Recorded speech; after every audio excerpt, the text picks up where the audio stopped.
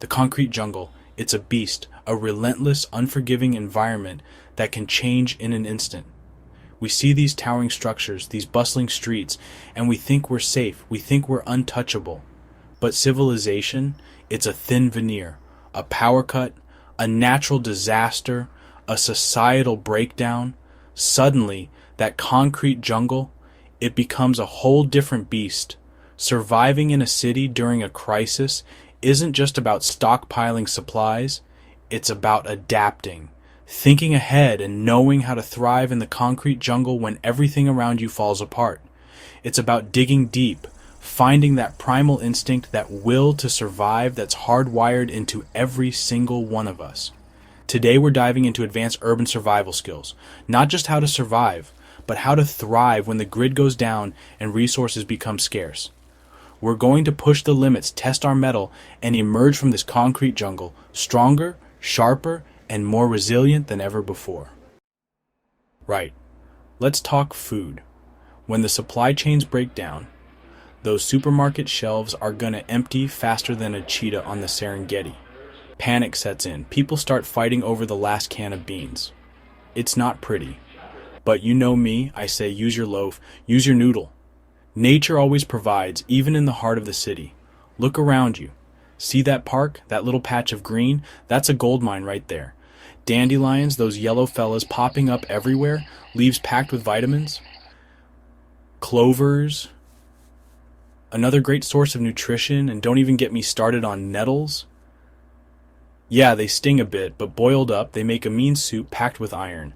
Now, I'm not saying go munching on any old plant you find. Some can be downright deadly. But with a bit of knowledge, you can identify the good stuff. There are loads of resources out there, books, websites, even apps. Get learning, it could save your life. And don't forget about trees, fruit trees, nut trees. They're often overlooked. Keep your eyes peeled in parks, backyards, even growing wild on the side of the road. Nature always finds a way. Look, foraging in the city, it's not just about finding food. It's about changing your mindset. It's about connecting with nature, even in this concrete jungle. It's about understanding that even when the going gets tough, there's always a way to adapt, to improvise, to survive. Remember, knowledge is power. Learn your edible plants and you'll unlock a whole new food source in the urban jungle. Stay alert, stay resourceful, and most importantly, stay fed. Water, the elixir of life. You can go without food for days, even weeks, but water, that's a different story. In a crisis, clean water will be more valuable than diamonds, more sought after than gold. And trust me, it'll disappear faster than you can say dehydration. Now, you might think in a city, water's everywhere, right? Wrong. At least, not the kind you want to be drinking. That tap water, gone the moment the grid goes down. Bottled water? Sure, if you've got a bunker full. But what about when that runs out? That's when you need to get creative. Think outside the bottle. Literally. Rainwater harvesting is your best bet. Got a tarp? A plastic sheet? String it up, create a funnel, and collect that liquid gold. Every drop counts. Then, there are those less obvious sources. Air conditioning units, they drip condensation. Collect it. Leaky pipes, stick a bucket underneath. Even dew, that magical morning moisture, can be collected with a cloth and wrung out. Now, I know what you're thinking. Bear, this water's filthy. And you're right, that's why you never ever drink it untreated. We're talking boiling, filtering, purifying. A simple cloth can remove larger particles, and a layer of charcoal, sand, and gravel can work wonders. But even with filtration, you need to boil that water to kill off those nasty microbes that can lay you out flatter than a pancake. Find a way to make fire, and you're in business.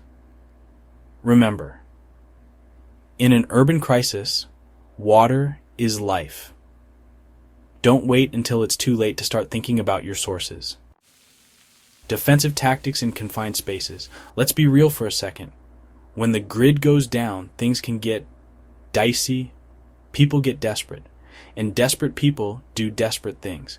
That's why you need to know how to protect yourself, especially in an urban environment where space is limited and danger can lurk around every corner. Your first line of defense, your mind. Stay aware of your surroundings. Avoid dangerous areas. Trust your gut. If something feels off, it probably is. Next, your shelter. In an urban setting, that might be your apartment, your house, even an abandoned building. Reinforce those entry points, doors, windows, any potential weak spots.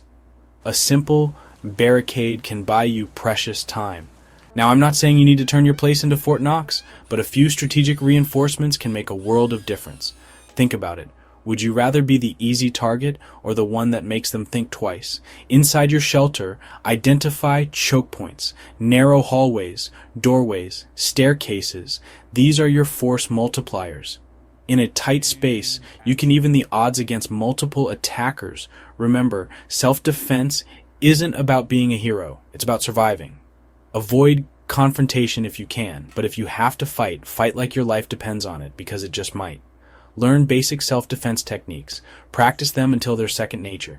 And always, always be prepared to defend yourself and your loved ones. Mental resilience, the ultimate survival skill. You know, I've faced some hairy situations in my time. Sharks, snakes, scorching deserts, you name it. But you know what's tougher than any jungle out there?